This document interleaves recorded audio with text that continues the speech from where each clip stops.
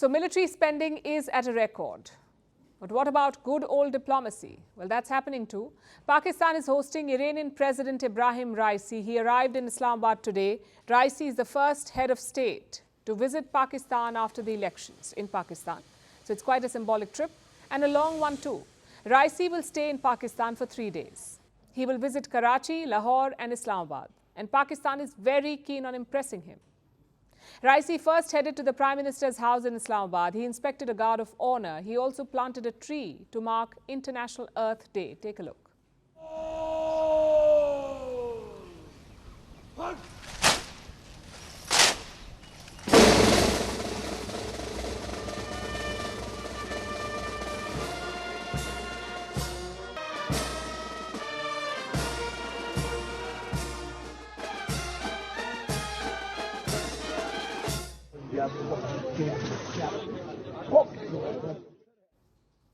A lot of pageantry there. But now we come to the substance. Raisi has already held talks with Prime Minister Shehbaz Sharif. He will also meet the army chief and the president. So what are Pakistan and Iran hoping to achieve here? Well, two things broadly. First is to reset bilateral relations. Things got a bit heated in January this year. Iran carried out an airstrike on Pakistan's border town and Pakistan responded with a strike of its own. So tensions were running high. Raisi will be hoping to cool things down during this visit. And secondly, an economic partnership. Iran and Pakistan share a long border, around 900 kilometers long. Together, they have around 330 million people, so the economic potential is massive, but it remains untapped. Just look at bilateral trade, for example. It's only $2 billion. Iran-Pakistan bilateral trade, $2 billion. Raisi says that is completely unacceptable, and he is targeting $10 billion in bilateral trade.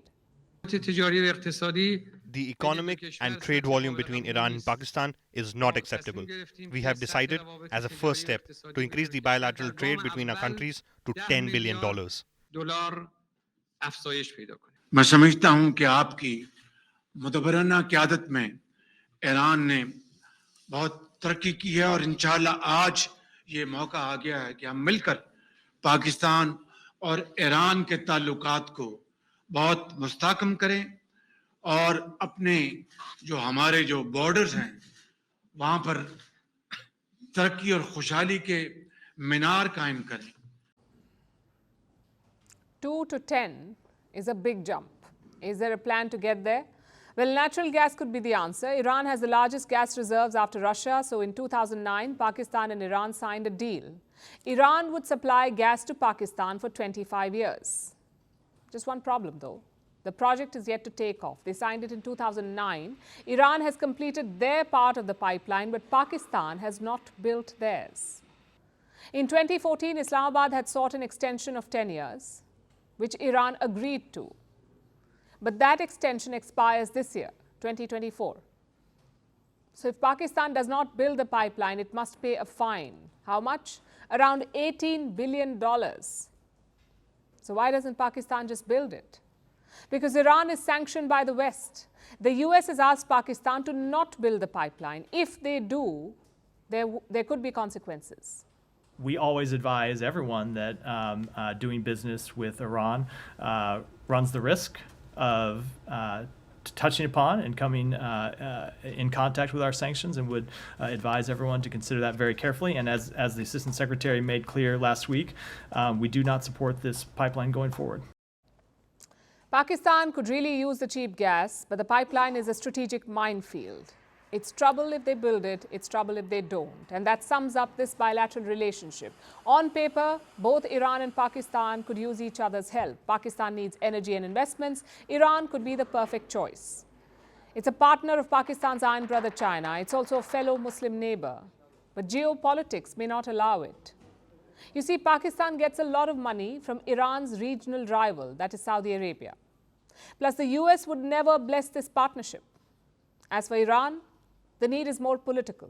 Recent events have left them isolated in the Muslim world. Just consider last week's airstrikes. The Arab Muslim regimes did not support Iran.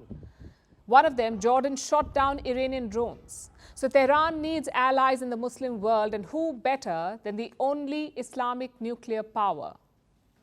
There seems to be political will on either side, but the current geopolitical equations may not allow it. Which brings us to India. How should New Delhi see all these developments? Well, Iran is a close partner of India's, but it's not always been a comfortable relationship. In the past, their supreme leader has talked about Kashmir, and Pakistan knows this. Islamabad could use Kashmir to drive a wedge between India and Iran, and we saw evidence of that in Sharif's speech. Listen to this. गजा में जंग मुकम्मल तौर पर बंद नहीं हो जाती और उनको उनके हकूक नहीं मिलते, इसी तरीके से जनाब सदर कश्मीर की वादी में आज भी उनकी वादी कश्मीरियों के खून से सुर्ख हो चुकी है। मैं आपका और ईरान के अवाम का शुक्रिया अदा करता हूं कि आपने हमेशा कश्मीरियों के लिए आवाज उठाई। Did Raisi also raise Kashmir? Well, no, he did not. And that will make India happy. But this partnership is one to watch out for because it's born out of two dangerous statements: Pakistan's desperation and Iran's isolation.